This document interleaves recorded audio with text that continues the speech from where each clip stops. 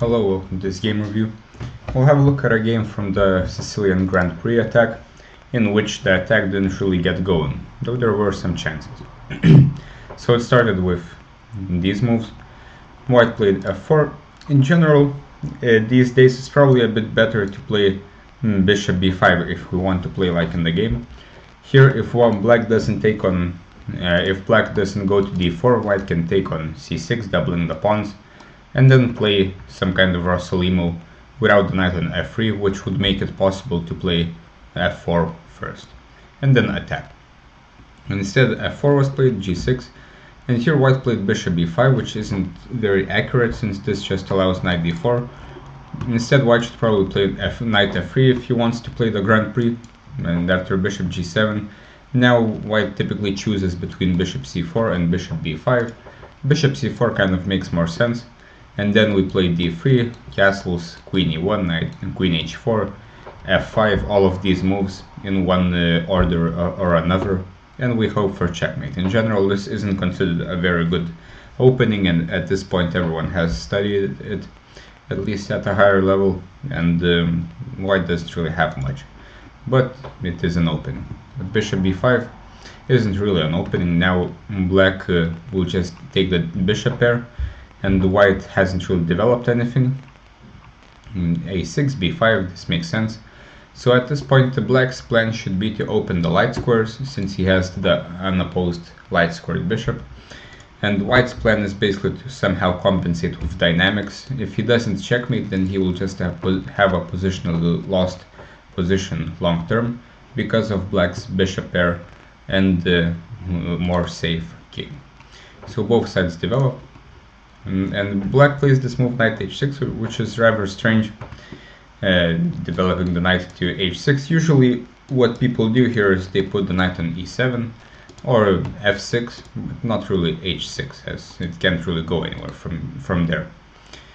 Now white had his first chance to play f5, which is basically the thematic break here, and this isn't a real pawn sacrifice because at this point black's king will become quite weak.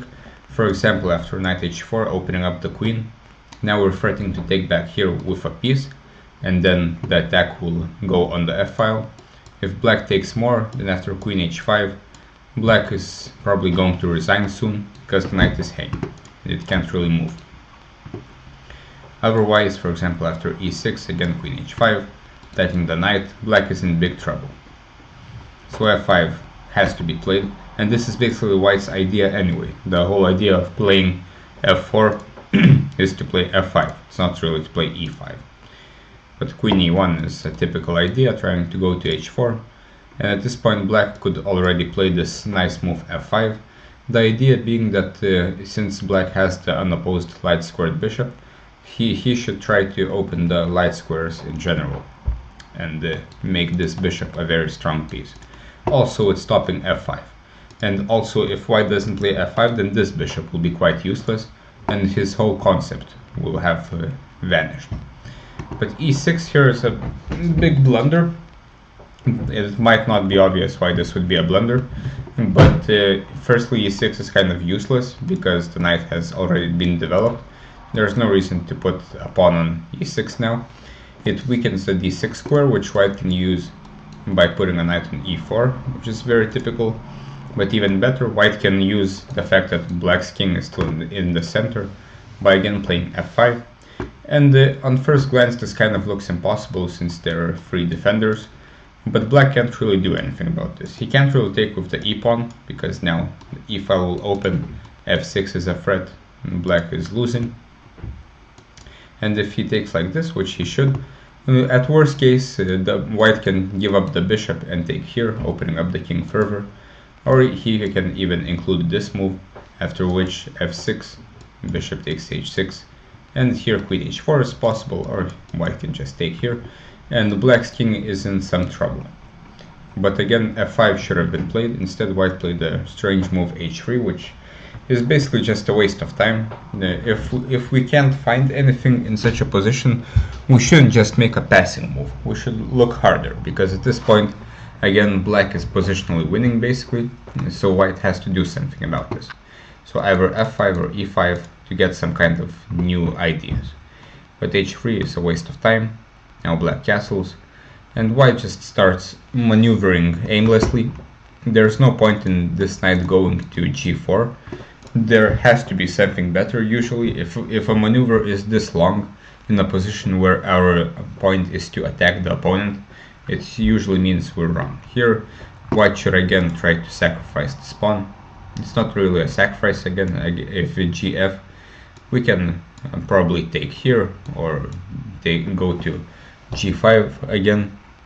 If the queen moves, then after queen h4 we mate the knight, so black has to play f6. Now we can take after provoking f6, and after this black isn't really going to take back here, and we're opening up the king quite successfully while our pieces are getting activated again. But instead white plays knight d1, after which black is already better. He plays d5, which kind of makes sense, but even better is f5. This would all help the black bishop as well, while also closing this bishop forever basically, and stopping all ideas of f5, after which white basically has no ideas. There's not much for white to do. He has to try and activate the pieces somehow, but there's no real way to attack anymore. But after d5, a few moves later, black finally plays this move f5, though here he should have just opened the bishop when possible, de, and perhaps now f5, though it kind of looks a bit weakening. Black can just make any move, basically rook c8 or a5, just improving the position, and white isn't really attacking here.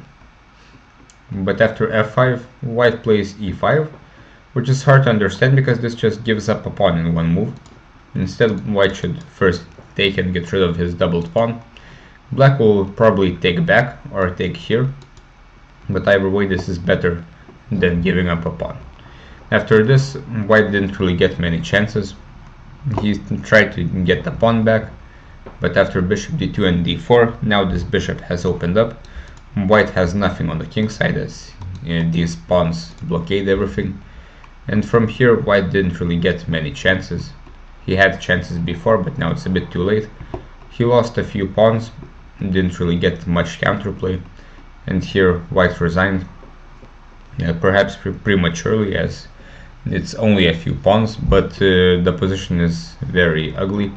The only good thing is that this bishop is dead, though on the other side our knight is also dead, so the position is not great.